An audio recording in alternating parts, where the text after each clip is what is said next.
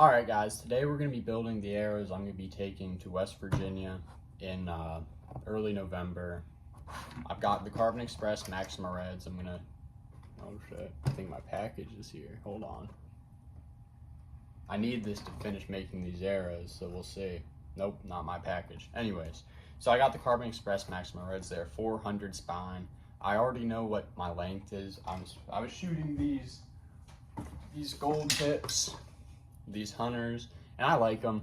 I honestly do. There's really nothing wrong with them, but I wanted to fletch my own arrows, so I got these. I didn't get the 12 pack. I'm going to take these fletchings off though and put these Boning X3s on because I really like them. I put some on to this one of my old reds and I just glued them on with super glue and by my eye, and I took a few shots and actually worked pretty good.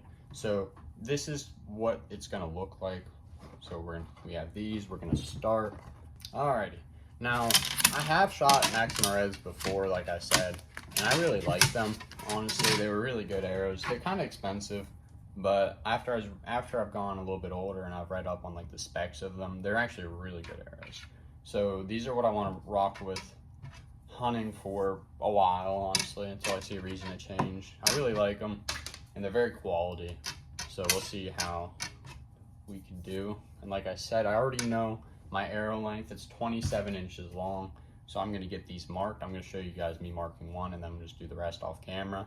But yeah, it's pretty repetitive arrows. I'm new to this myself, but yeah, we'll see how we can do.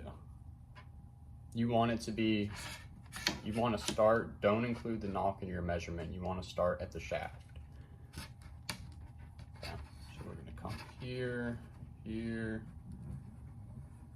we are. These arrows should be 31, I believe. There, right at the package.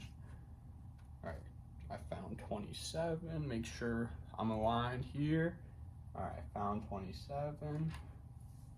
And grab your Sharpie. Maybe have the cap off. Alright, make a mark.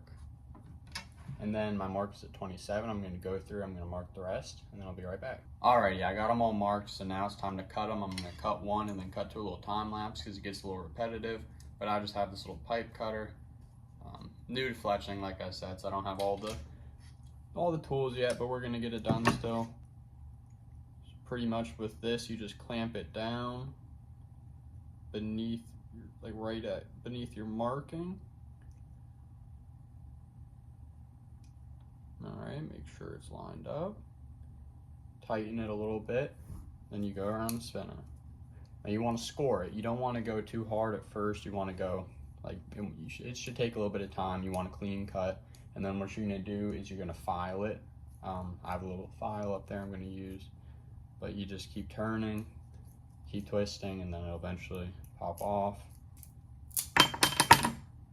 Alrighty guys.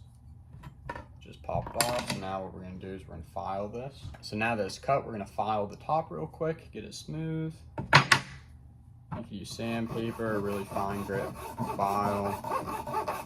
Doesn't really matter, whichever you have.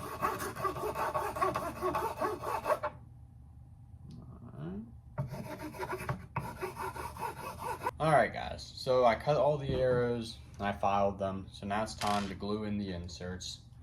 Now I'm gonna be honest, I'm just gonna use super glue. I saw Chris B do it, so I think it's good enough. So I'm just gonna super glue these in, wipe off a little bit of the excess, and then we're gonna move on and add the lighted nocks. Alrighty, so we're just going to put some glue around the insert. Healthy amount. The excess will come out. Alright, we got it in. So now we're gonna come here, wipe off the excess,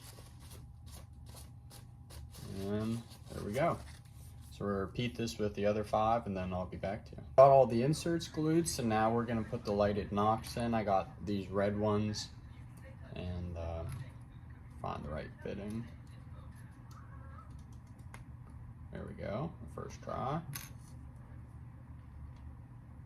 Line it up.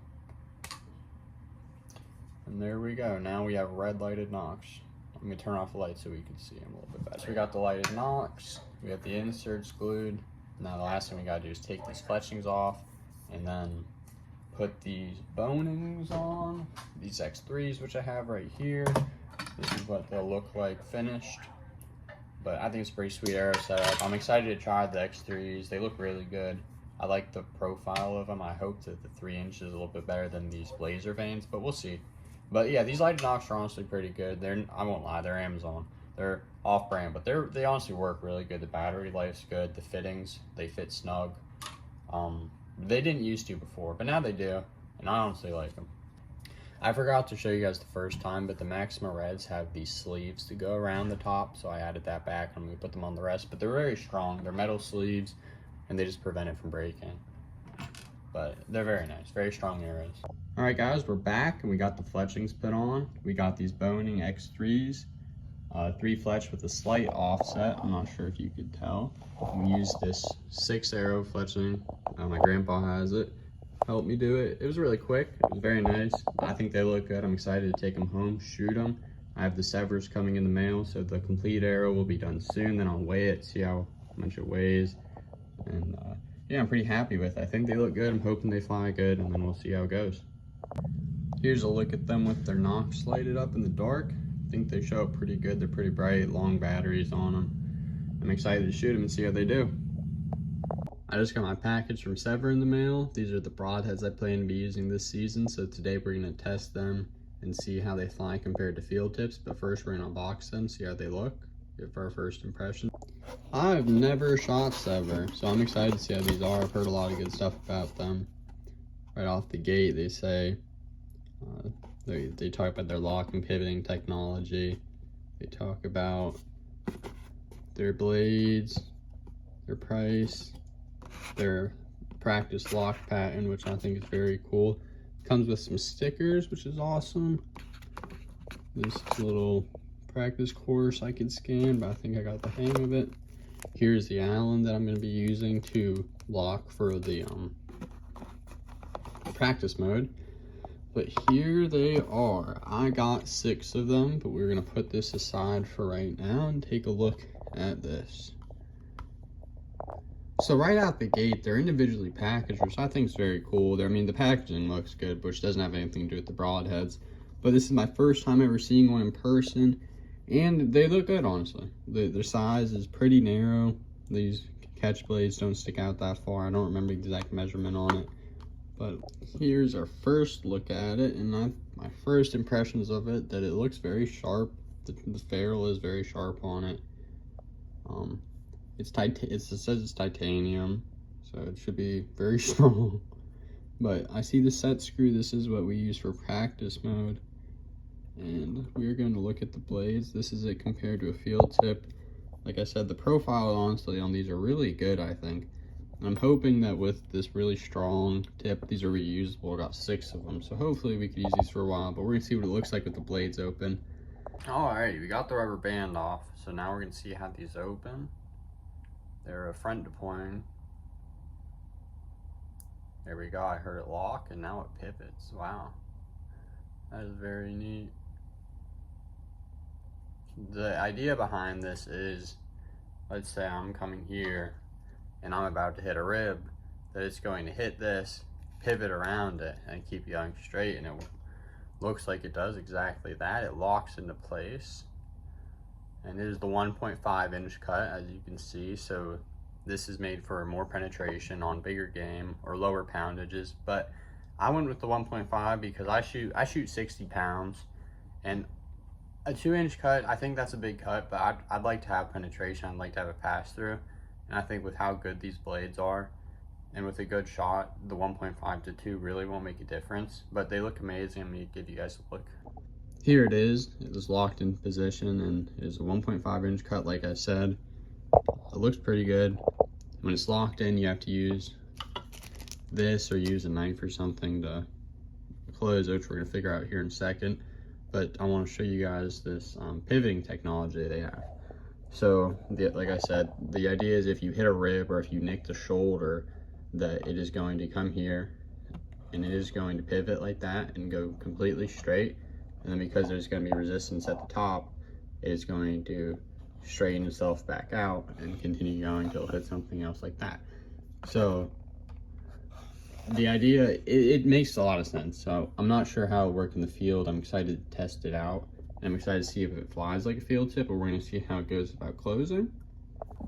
Okay, now to close it, I've never done this, so we're just going to do it first impressions together. You have to, all right.